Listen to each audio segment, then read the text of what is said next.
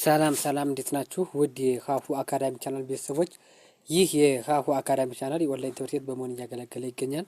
በኦንላይን የምናስተምራቸው ትምህርቶች አማርኛ፣ እንግሊዝኛ፣ ሂሳብ እንዲሁም ሌሎችን ትምህርቶች እያስተማር እንገኛለን።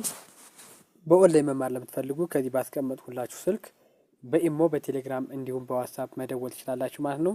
ቀጥታ ወደ ዛሬ ቪዲዮ እንሄዳለን። ተከታተሉን። ቪዲዮውን ማየት ጀምሩ፣ ላይክ አድርጋችሁ ጀምሩ።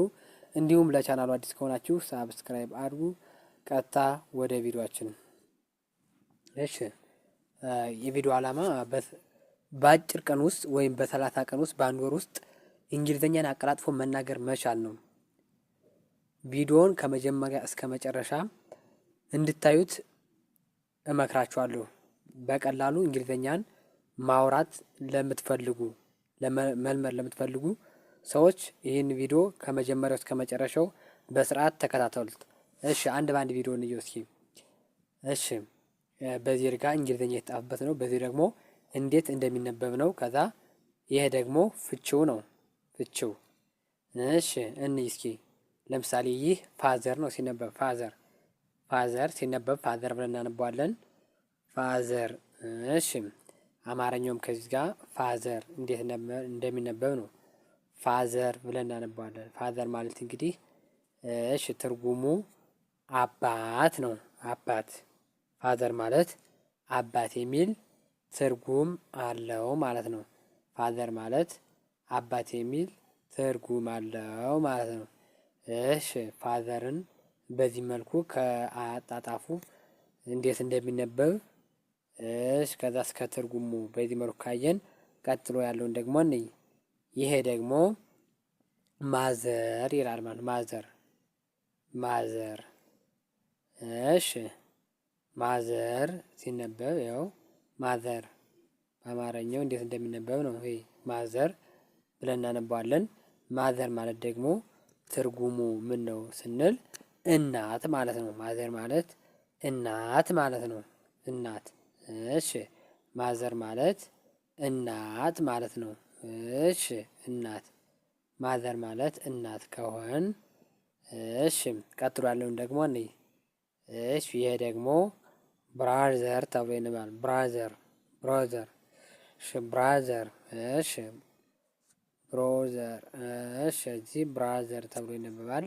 ብራዘር ማለት ደግሞ ትርጉሙ ወንድም ማለት ነው። ወንድም።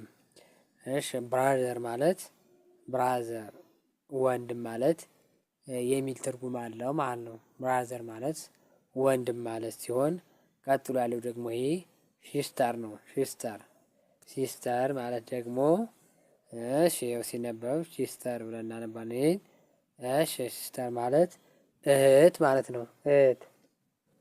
ሲስተር ማለት እህት ማለት የሚል ትርጉም አለው ማለት ነው። ይሄ ደግሞ አንክል ነው። አንክል፣ አንክል ተብሎ ይነበባል። አንክል፣ አንክል። እሺ አንክል።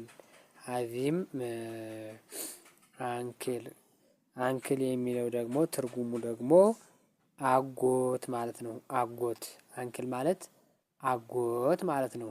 እሺ አንክል ማለት አጎት ከሆነ ወደሚቀጥለው ደግሞ ይሄ ደግሞ አንት ነው።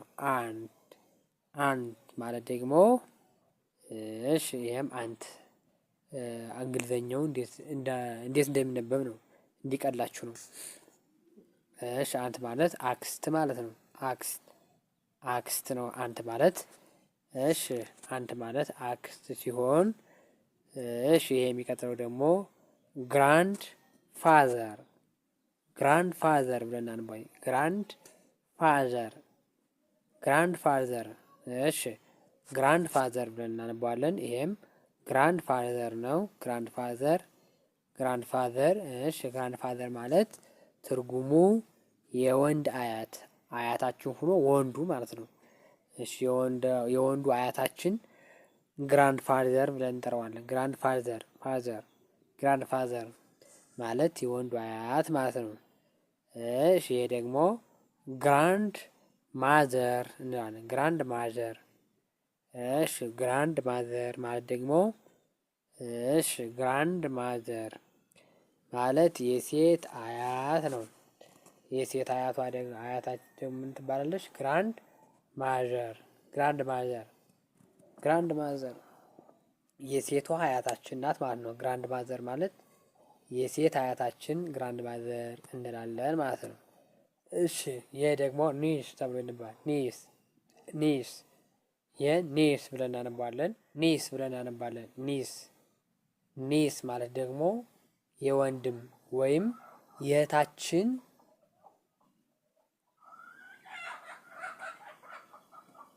ትዕግስት። እሺ ይሄ ደግሞ ኒስ ብለን እናነባለን። እሺ ኒስ ማለት ደግሞ ማለት ትርጉሙ የወንድም ሴት ልጅ፣ ሴቷ ልጅ የወንድማችን ሴቷ ልጅ ምን ብለን እንጠራታለን? ኒስ ብለን እንጠራታለን።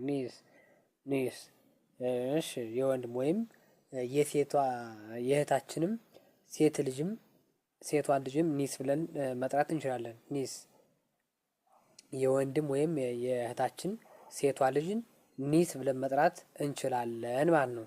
እሺ ይሄ ደግሞ የመጨረሻው ፍሬንድ ነው። ፍሬንድ ይህ ፍሬንድ ተብሎ ይነበባል። ሲነበብ ፍሬንድ ተብሎ ነው። ፍሬንድ ማለት ደግሞ ጓደኛ ማለት ነው። ፍሬንድ ማለት ጓደኛ የሚል ትርጉም ይኖረዋል ማለት ነው። ፍሬንድ ማለት ጓደኛ ማለት ነው። እሺ ይህን በዚህ ካየን እስኪ ገና ፈጠን ብንየው። ፋዘር ማለት አባት ማለት ነው ብለናል። አባት። እሺ ማዘር ማለት ደግሞ እናት ነው። እሺ ብራዘር ማለት ደግሞ ወንድም ነው። እሺ ሲስተር ደግሞ እህት ነች። ሲስተር እንጠራታለን። ከዛ አንክል አለ። አንክል ደግሞ አጎት ነው። አንክል ማለት ትርጉሙ አጎት ማለት ነው። አንክል። እሺ አንክል ማለት አጎት ከሆነ አንት ደግሞ አንት ማለት አክስት ነው። አክስት። እሺ ግራንድ ፋዘር ማለት የወንድ አያት ነው። ወንድ አያታችን ግራንድ ፋዘር ብለን እንጠራዋለን ማለት ነው። እሺ ግራንድ ማዘር ሴቷ አያታችን ነች። ሴቷ አያታችንን ግራንድ ማዘር ብለን እንጠራታለን ማለት ነው። ግራንድ ማዘር ሴቷ አያታችንን ግራንድ ማዘር ናች። እሺ ኒስ ደግሞ የወንድም ሴት ልጅ ነው። ሴቷን ልጅ የወንድማችን ሴት ልጅ ኒስ ብለን እንጥራታለን። እሺ ይሄ መጨረሻ የሚሆን ደግሞ ፍሬንድ ነው። ፍሬንድ ማለት ደግሞ ጓደኛ ነው። ፍሬንድ ማለት ጓደኛ ማለት ነው ትርጉሙ። ጓደኛ የሚል ትርጉም አለው ማለት ነው። ውድ የቻናል ቤተሰቦች የዛሬ ቪዲዮአችን ይህን ይመስል ነበር።